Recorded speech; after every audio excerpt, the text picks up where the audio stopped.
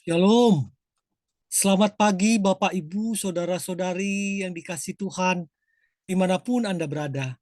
Senang sekali kita boleh dengar-dengaran kembali firman Tuhan di renungan pagi pada hari ini. Baik, kita akan siapkan hati kita, kita berdoa kepada Tuhan. Mari kita bersatu di dalam doa. Segala puji, hormat, juga syukur kami panjatkan kehadirat-Mu Tuhan, karena kasih karunia-Mu, Engkau menjagai kami dalam istirahat kami. Bahkan Engkau memberikan hari yang baru buat kami di hari ini. Di pagi hari ini. Kami percaya Tuhan, ada maksud Tuhan yang baik buat hidup kami. Untuk itu Tuhan beracaralah seluas-luasnya dalam hati kami. Di dalam roh kami Tuhan. Agar apa yang kami lakukan akan kami kerjakan, apa yang pikirkan sesuai dengan kehendak Tuhan. Kami yang mengalami pergumulan hidup karena sakit penyakit, Tuhan yang menyembuhkan. Kami yang mengalami pergumulan hidup karena ekonomi, Tuhan yang memulihkan. Dan kami yang mengalami pergumulan hidup karena perpecahan, karena kekecewaan, hubungan tidak baik antara ibu, orang tua, dengan anak, suami dan istri, Tuhanlah yang merestorasinya. Menjadi pulih kembali, menjadi kasih yang mula-mula. Di dalam nama Tuhan Yesus kami berdoa. Amin. Ibu bangsa pilihan. Landasan firman Tuhan diambil dari Kejadian 35 ayat 16 sampai 20. Kelahiran Benyamin.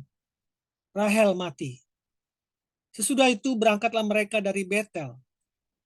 Ketika mereka tidak beberapa jauh lagi dari Efrata, bersalinlah Rahel. Dan bersalinnya itu sangat sukar. Sedang ia sangat sukar bersalin, berkatalah bidan kepadanya, "Janganlah takut.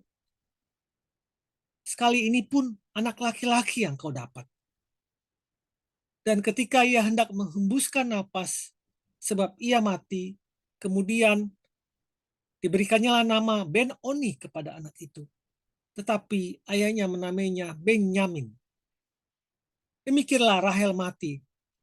Lalu ia dikuburkan di sisi jalan ke Efrata, yaitu Betlehem. Yakub mendirikan tugu di atas kuburnya. Itulah tugu kubur Rahel sampai sekarang. Kisah Para Rasul 13 ayat 21 mengatakan, kemudian mereka meminta seorang raja, dan Allah memberikan kepada mereka Saul bin Kis dari suku Benyamin 40 tahun lamanya. Karena Rahel meninggal dalam perjalanan setelah ia melahirkan Benyamin, maka ia dikuburkan di utara Yudea, di luar Yerusalem.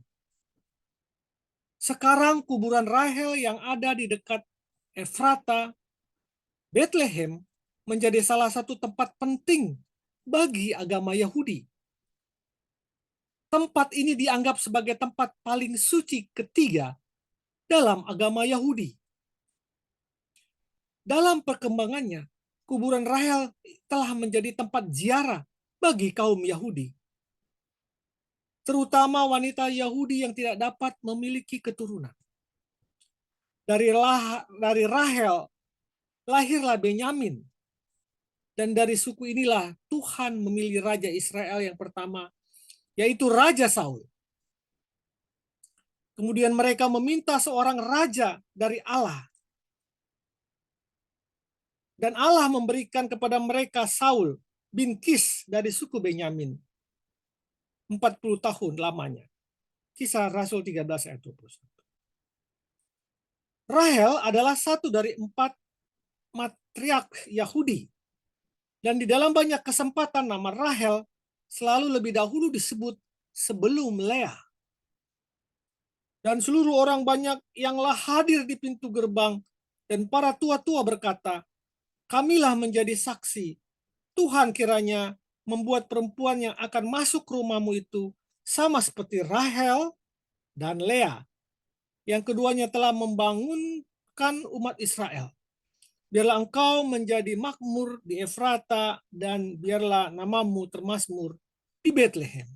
Rut 4 ayat 11. Pada hari raya Sabat, sebelum acara makan dimulai, ucapan syukur akhir diberikan ayah kepada anak-anaknya dan istrinya, sembari menumpangkan tangan di atas kepala mereka. Ayah akan berdoa demikian untuk anak perempuannya. Yisimex, Elohim, Kasarah, Rifkah, Rahel, fi Leah. Atau kiranya Tuhan membuat engkau menjadi seperti Sarah, Ribka, Rahel, dan Leah. Walaupun Rahel mendapat tempat yang lebih utama daripada Leah, tetapi setelah leluhur bangsa Israel itu meninggal, Leah yang dikuburkan dekat Yakub, Abraham, Sarah, dan Ishak, Ribka di Hebron. Kematian Rahel terjadi 15 tahun setelah pernikahannya. Jadi kira-kira pada usia sekitar 36 tahun, usia yang muda. Menurut para nabi, alasan mengapa Rahel mati muda adalah salah satunya karena ketika Laban mencari terafimnya. Yakub berkata, tetapi pada siapa engkau menemui dewa-dewamu itu, janganlah ia hidup lagi. Periksalah di depan saudara-saudara kita segala barang-barang yang ada padaku, dan ambillah barangmu. Ucapan Yakub itu bisa jadi menjadi kutuk bagi Rahel yang telah mengambil terafim ayahnya. Ada juga yang berpendapat bahwa Rahel lebih dulu meninggal dari Leah, kakaknya, karena ia pernah berkata kepada Yakub, berikanlah kepadaku anak, kalau tidak aku akan mati. Sebuah pepatah mengatakan bahwa perkataan kita adalah doa. Jadi kita benar-benar harus berhati-hati dengan perkataan yang keluar dari mulut kita. Tetapi apapun itu hanya pikiran manusia. Meskipun Rahel mati muda, tetapi Tuhan berkenan menjadikannya sebagai ibu dari bangsa Israel yang besar. Ini menunjukkan bahwa sekalipun hidup Rahel tidak terlalu lama, namun ia tetap mengukir sejarah. Baiklah, di dalam hidup kita ini Bapak Ibu, kita selalu berkarya dan melakukan bagian kita dengan sepenuh hati, sehingga memberi dampak bagi masa depan.